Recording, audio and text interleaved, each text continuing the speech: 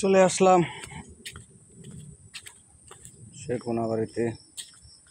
এখন আমি যাচ্ছি বিয়ে বাড়িতে, একটা স্টেজ প্রোগ্রাম আসছিল বিয়ে বাড়িতে। ওই স্টেজ প্রোগ্রামটা শেষ করব। মাস্কটা খুলে নেই। এখন চলে যাচ্ছি আমি সেই স্টেজ প্রোগ্রামে।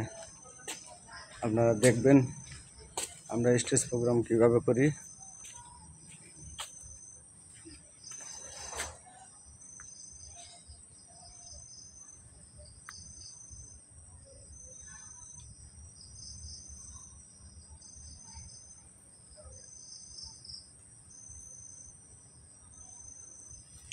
চলুন আমরা দেখে আসি এই স্টেজ প্রোগ্রামে কী হচ্ছে। আমাদের স্টেজ প্রোগ্রামে কী কী বিনোদন হচ্ছে।